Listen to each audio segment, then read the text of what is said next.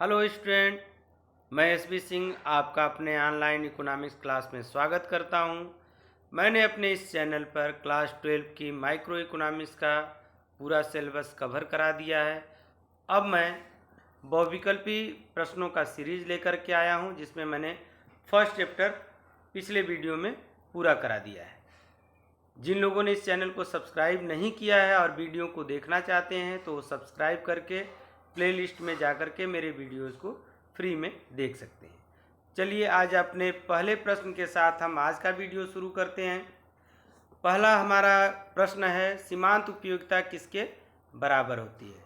तो सीमांत उपयोगिता का सूत्र आपने पढ़ा है MUN equal to TUN minus TUN minus 1।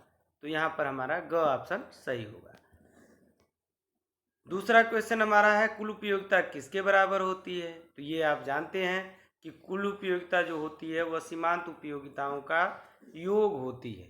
यहाँ भी हमारा ग ऑप्शन सही होगा। तीसरा क्वेश्चन देखते हैं, जब कुल उपयोगिता अधिकतम होती है तो सीमांत उपयोगिता, तो कुल उपयोगिता अधिकतम होती है, इसके लिए इस चित्र को देखेंगे। कुल उपयोगिता ए बिंदु पर अधिकतम है, सबसे ऊंचाई वाला बिंदु आपका ए बिंदु है। तो यहाँ पे सीमांत उपयोगिता जो होगी वह शून्य होगी। एक्स अक्ष को काट रही है, आप देख रहे हैं सीमांत उपयोगिता कर्व। ये टोटल यूटिलिटी कर्व है, ये मार्जिनल यूटिलिटी। तो जहाँ पर कुल उपयोगिता अधिकतम है वहाँ पे सीमांत उपयोगिता शून्य होगी। तो यहाँ पर हमारा ग ऑप्शन सही होगा। आगे बढ़ते हैं, जब कुल उपयोगिता घटने लगती है तो सीमांत उपयोगिता, तो फिर से उसी चित्र को देखेंगे। इस तरह है। अब ए बिंदु के बाद सीमांत उपयोगिता कुल उपयोगिता घट रही है। तो यहाँ पर अब आपको देखना है कि सीमांत उपयोगिता कैसी होती है। तो वहाँ पर सीमांत उपयोगिता शून्य होने के बाद एक्स अक्ष के नीचे चली जाती है। तो एक्स अक्ष के नीचे होने का तात्पर्य है कि वह ऋणात्मक हो जाती है, अर्थात नकारात्मक होती है। तो यहाँ पर आपका ख ऑप्शन सही होगा।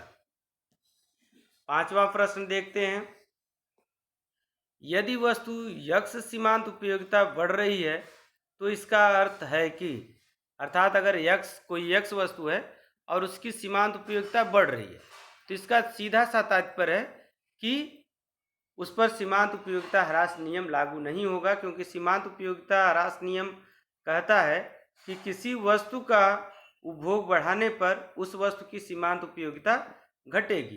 परंतु यहाँ प्रश्न में दिया है कि सीमांत उपयोगिता बढ़ रही है, तो इसका तात्पर्य है कि एक्स वस्तु पर ह्रासमान सीमांत उपयोगिता का नियम लागू नहीं होता है। तो यहाँ पर हमारा क ऑप्शन सही होगा।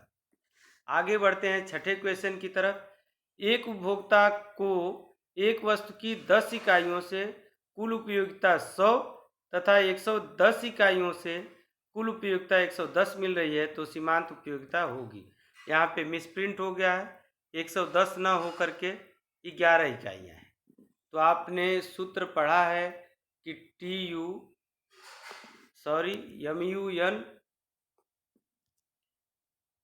MUN equal to TUN minus TUN minus 1। ये मार्जिनल यूटिलिटी का एक सूत्र है। तो यहाँ पे हमको पता करना है कि 11वीं इकाई की सीमांत उपयोगिता क्या है। तो 11वीं इकाई की सीमांत उपयोगिता अगर हमको देखना है तो पहले हम क्या करेंगे, MUN इक्वल टू यहाँ पे 11 रख दिया।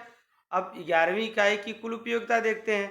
तो यहाँ पे हमने बताया था कि ये 11 इकाई है, तो 11वीं इकाई की कुल उपयोगिता कितनी है, 110 है। और 10वीं इकाई TUN माइनस 1, 11 में से 1 घटाएंगे तो आपका 10 आएगा। तो 10वीं इकाई की कुल उपयोगिता कितनी है, 100 है। माइनस करेंगे तो आंसर आपका कितना आ जाएगा, 10 आ जाएगा। तो इस संदर्भ में आपका आंसर ग सही हो जाएगा। सातवां क्वेश्चन देखते हैं, एक उपभोक्ता की एक वस्तु की 10 इकाइयों का उपभोग कर चुका है। 10वीं इकाई पर उसकी सीमांत उपयोगिता 12 यूटिल है, जबकि वस्तु की बाजार कीमत 10 है तथा उसके लिए मुद्रा की सीमांत उपयोगिता MUM 1 यूटिल है।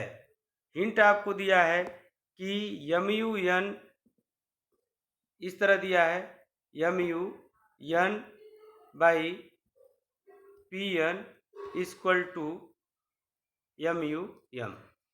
यहाँ पर ये दिखा रहा है कि यन वस्तु की जो सीमांत उपयोगिता है और यन वस्तु की जो कीमत है उसका अनुपात मुद्रा की सीमांत उपयोगिता के बराबर होना चाहिए।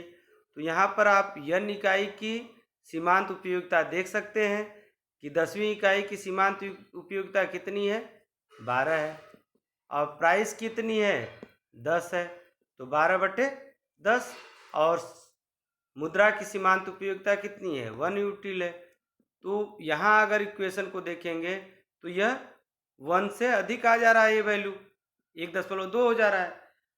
तो हमें या x वस्तु का उपभोग बढ़ाना चाहिए जिससे सीमांत उपयोगिता 12 से कम हो जाए, वह 10 के बराबर आ जाए, तब जाकर के यह 1 होगा, 10/10।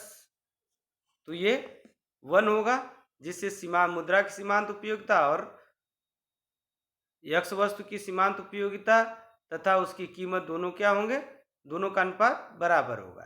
तो अर्थात इसका तात्पर्य यह है कि x वस्तु का उपभोग हमें क्या करना चाहिए, बढ़ाना चाहिए। तो हमारा क ऑप्शन सही हो गया। आगे देखते हैं 8वें क्वेश्चन को।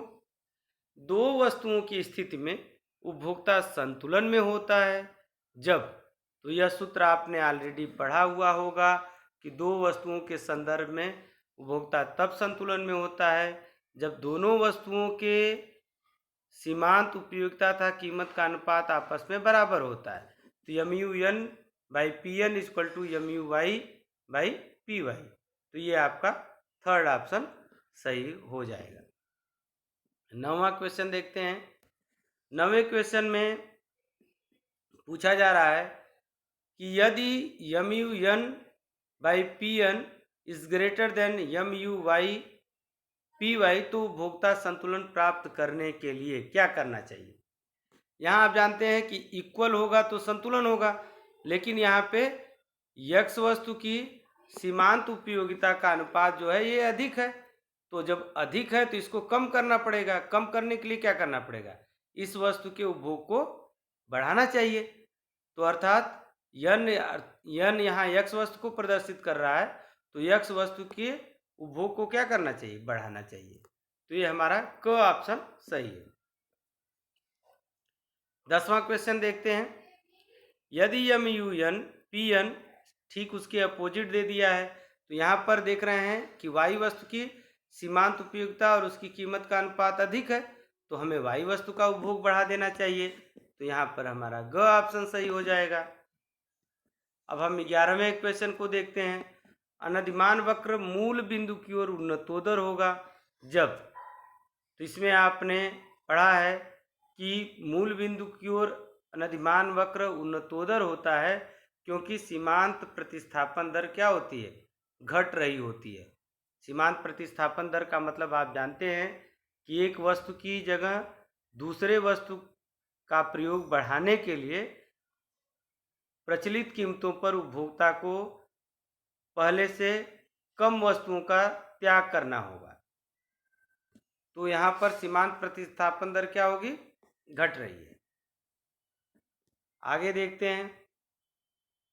अनधिमान वक्र नीचे की ओर ढलान वाला होता है क्योंकि अनधिमान वक्र नीचे की ओर ढलान इसलिए होता है क्योंकि उपभोक्ता एक दिष्ट अधिमान की मान्यता है। अर्थात अगर उपभोक्ता को दो वस्तुओं के ऐसे बंडल उपलब्ध हों जैसे x वस्तु की 10, y वस्तु की 10, x वस्तु की 10, y की 9 और x की 9, y की 9, तो ऐसे में उपभोक्ता अधिक वस्तुओं को हमेशा अधिमान देगा। अर्थात यह बंडल जो है उपभोक्ता इसको अधिमान देगा, इसे हम एक दिष्ट अधिमान कहते हैं। इसीलिए अनधिमान वक्र जो होता है वह क्या होता है, नीचे की ओर ढलान वाला होता है। तो यहाँ पर ऑप्शन आपका ग सही हो जाएगा। अब 13वां क्वेश्चन देखते हैं। तटस्था वक्र का ढलान किसके बराबर होता है। तो सीमांत प्रतिस्थापन की दर के बराबर होता है। तो सीमांत प्रतिस्थापन दर यहाँ ये गलत प्रिंट हो गया, इसको सुधार लेंगे आप। ये हो जाएगा आपका MRS(x)(y).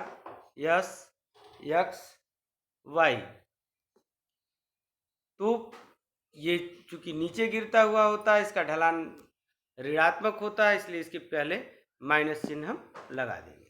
आगे बढ़ते हैं।